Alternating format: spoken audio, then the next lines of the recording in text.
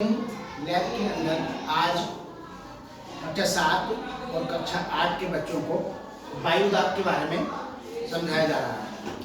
तो सभी बच्चे जानते हैं कि वायुदाब क्या होता है।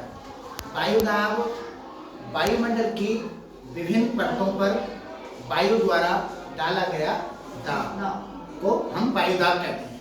वायुदाब को हम बैरोमीटर से नापते हैं और इसकी जो इकाई होती है, इसका जो मात्रक होता है मिलीबार में हम वायुदाब को मापते हैं।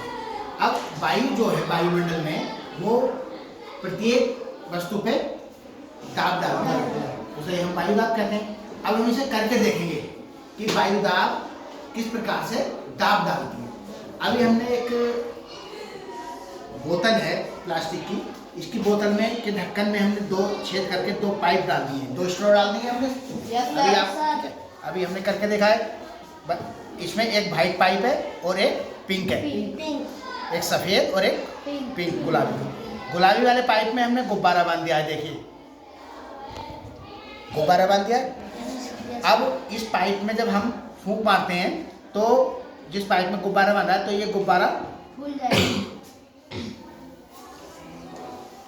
फूल गया। इसका मतलब जो वायु गई गुब्बारे में वो उस वायु ने इस पर दबाव डाला और ये फूल गया। इसके अंदर दाब डाला और ये वायु में उसमें भर गई, उसने दाब डाला, गुब्बारा फूल गया। लेकिन ये जो पाइप वाइट वाला है, देखिए वाइट वाला जो पाइप है ये यहाँ तक है, ये गुब्बारे से टच नहीं हो रहा है। टच हो रहा है? नहीं हो रहा, ऊपर तक है ये बोतल में। इसमें जब हम करते हैं तब भी गुब्बारा फूल रहा है। ऐसा क्यों हो रहा है? ऐसा क्यों हो रहा है? ऐसा नहीं होना चाहिए हैं?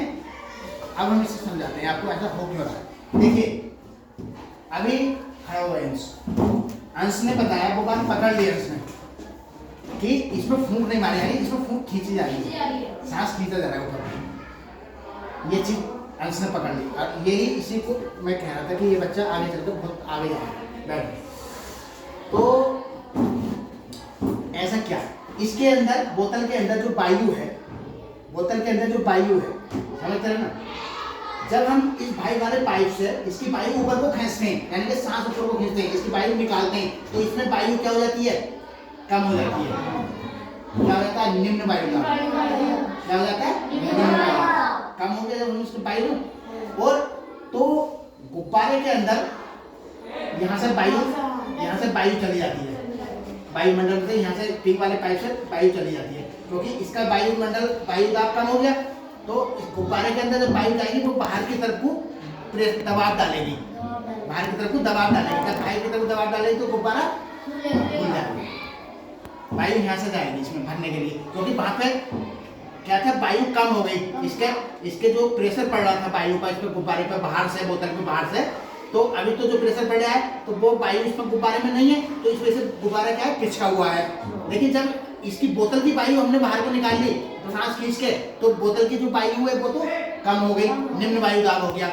और निम्न वायु दाब हो गया तो बाहर प्रेशर कम हो गया, वायु दाब, बाहर वायु का दाब कम हो गया। तो जब कम हो गया तो इस दाब को भरने के लिए गुब्बारे की वायु जो है बाहर को फैलेगी और वायु जो है गुब्बारे में अंदर से चली जाएगी, तो गुब्बारे के अंदर की परत बाहर की तरफ को दबाव डालेगी, और जब बाहर की तरफ को गुब्बारे की दबाव डालेगी तो गुब्बारा खुलेगा। यहाँ तक बात समझ आ गई?